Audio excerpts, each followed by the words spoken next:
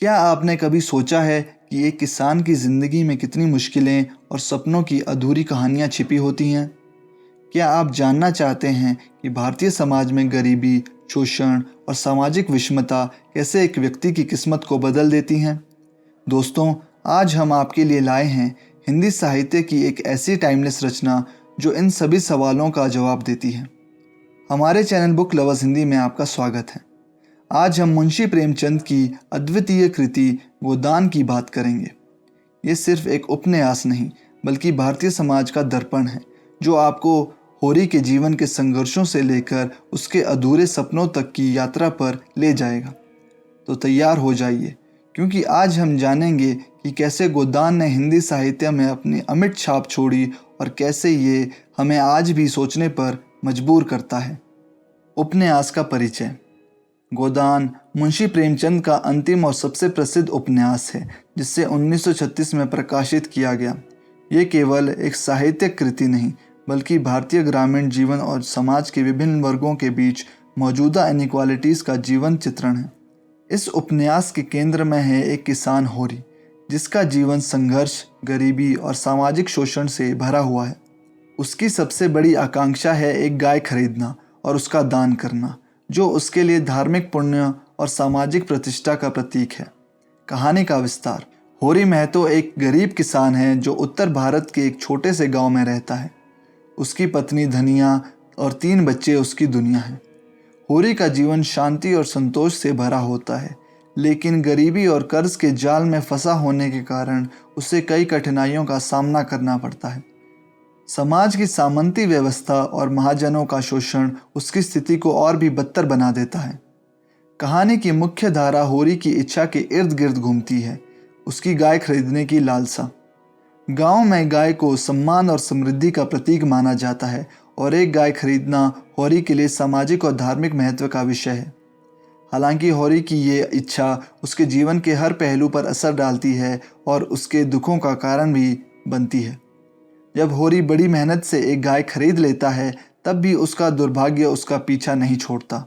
उसकी गाय जहर खाकर मर जाती है, जिससे उसकी मुश्किलें और बढ़ जाती हैं। इसके बाद होरी को गांव के लोग और जमींदार तिरस्कार की दृष्टि से देखते हैं और उसे आर्थिक रूप से पूरी तरह से तोड़ देते हैं। परिवार और सामाजिक संघर्ष। होरी के साथ उसके परिवार का संघर्ष भी इस उपन्यास का महत्वपूर्ण हिस्सा है। उसकी पत्नी धनिया एक साहसी और दृढ़ निश्चयी महिला है, जो हर परिस्थिति में अपने परिवार का साथ देती है।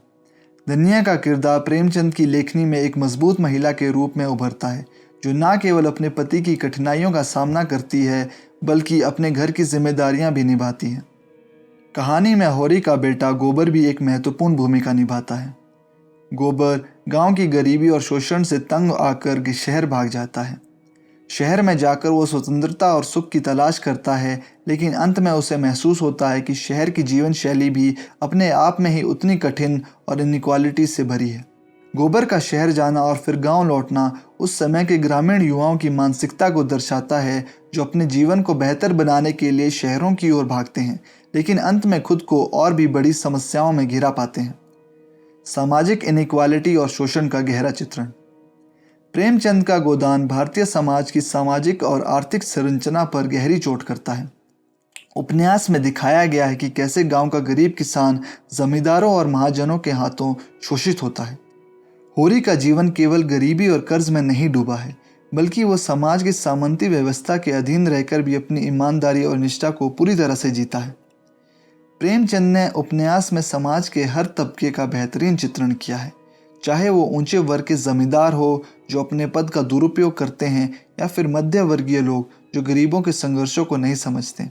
इसमें दिखाया गया है कि कैसे एक गरीब किसान जीवन भर कर्ज और शोषण की चक्की में पिसता है, फिर भी अपनी ईमानदारी और आस्था बनाए रखता है। स्त्री पात्रों की सशक्त भूमिका। गोदान में प्रेमचंद ने स्त्री पात्रों को विशेष रूप से सशक्त रूप में प्रस्तुत किया है। धनिया का चरित्र नारी सशक्तिकरण का प्रतीक है। वो अपने परिवार की सबसे इम्पॉर्टेंट कड़ी है, जो हर कठिनाई का सामना मजबूती से करती है और अपने पति की सभी गलतियों के बावजूद उसे सहारा देती है। धनिया अपने सामाजिक और आर्थिक हालात से लड़ती है और एक साहसी और आत्मनिर्भर महिला के रूप में सामने आती है। इसके अलावा उपन्यास में जुनिया और मालती जैसी महिलाएं भी हैं, जो प्रेमचंद के नारीवाद को व्यक्त करती हैं। जुनिया का चरित्र प्रेम और विद्रोह का प्रतीक है, जबकि मालती आधुनिक समाज की स्वतंत्र महिला का प्रतिनिधित्व करती है। इन सभी पात्रों के माध्यम से प्रेमचंद ने समाज में महिलाओं की स्थिति और उनकी जद्दोजहद को बखूबी उभारा है। गोदान का सिंबॉलिक महत्व। गोदान उपन्यास केवल एक किसान की आर्थिक और सामाजिक परिस्थितियों का चित्रण नहीं है, बल्कि इसमें छुपा है गहरा प्रतीकात्मक महत्व। गोदान का शाब्दिक अर्थ है गाय का दान, जो भारतीय समाज में धार्मिक और सांस्कृतिक महत्व रखता है। होरी की इच्छा अपनी मृत्यु से पहले गाय का दान करने की है, जो उसके लिए धार्मिक पुण्य और आत्मिक शांति का प्रतीक है। लेकिन कहानी की विडंबना यह है कि होरी अपनी ये इच्छा पूरी नहीं कर पाता और अंत में बिना गोदान किए ही उसकी मृत्यु हो जाती है। ये प्रेमचंद की लेखनी की सबसे करुण और सशक्त अभिव्यक्ति है, जो भारतीय किसान के अंतहीन संघर्षों और अधूरे सपनों को दर्शाती है। गोदान प्रेमचंद की महानतम रचनाओं में से एक है, जो न केवल एक किसान की कहानी है, बल्कि भारतीय समाज की हर उस समस्या की तरफ इशारा करती है जिससे गरीब और वंचित लोग जूझ रहे हैं। ये उपन्यास मानवता, नैतिकता और सामाजिक संरचना के गहरे मुद्दों पर प्रकाश डालता है।